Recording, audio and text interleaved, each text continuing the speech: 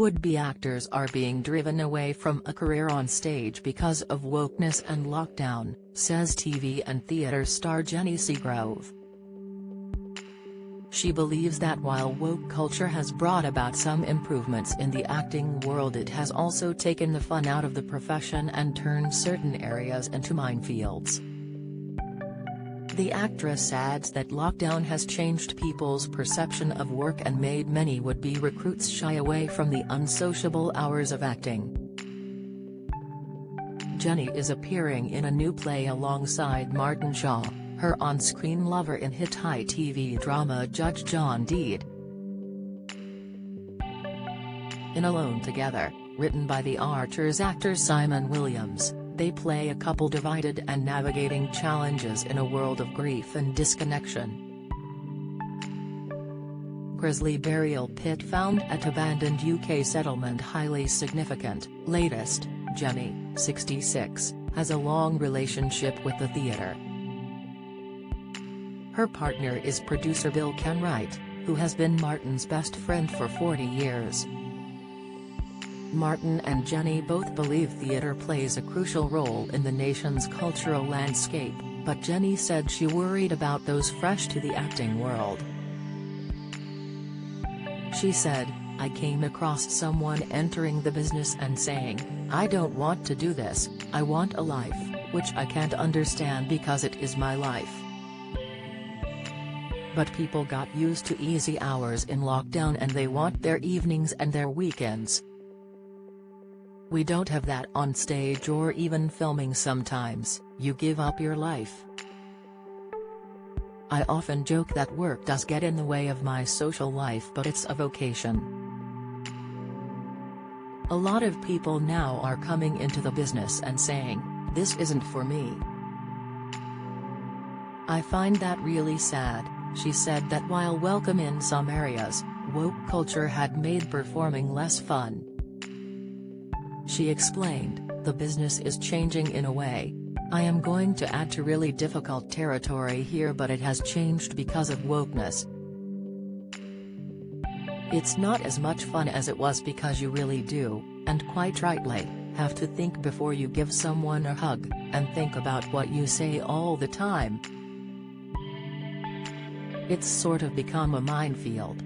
It used to be a real community and a family of people who were spontaneous and, yes, sometimes inappropriate. But actually sometimes when you are among people you trust, the inappropriate isn't inappropriate. I've worked with people who really got in my space and who abused me, and it's not nice, but the business has changed. An awful lot of the fun has been lifted, so the compensation of giving up your life, as it were, to become part of this family, you start thinking, I am not sure if I want to do this." She said this added to the difficulties to a sector already buckling after the deprivations of the pandemic years. The hospitality and entertainment industries were hit particularly hard by lockdown, and the current cost of living crisis has made the situation even worse. She said, "The industry is being kicked and it's not really recovered, you know. I run a charity and we have some elderly people who actually support us financially, and I said I was doing this play and they went, we used to go to the theater all the time and we got out of the habit. We just haven't got back into it. And there is the cost of living crisis, so it's even less possible to go to the theater. It is just tragic." Martin, 78, who starred as Doyle in The Professionals, said that social interaction was as vital as medical interventions when it came to general health. He explained, "Somebody once said to me if there were no theaters there would be more people in hospitals, and I took a minute to think about that. There was a survey recently about what is the most life-enhancing and life-extending. They had all these lists, you know, vitamin C, exercise, sleep. It found social interaction is more important for extending your life and keeping you healthy than sleep. vitamin C or exercise. An incredible thing about theater is you've got this essence of social interaction because you've got people on stage. You are socially interacting to the point of exhaustion in order to get your experience to 500 or 1,000 people if you're lucky. You're socially interacting with their concentration and comradeship. Jenny agreed, saying, "I actually think he's right because what happens on stage sometimes profoundly affects people. It can just be as simple as having someone having a laugh when they need it. It can be a life lesson. It can be incredibly valuable." Another problem for those eyeing a career on stage was the lack of acting in schools, Jenny said.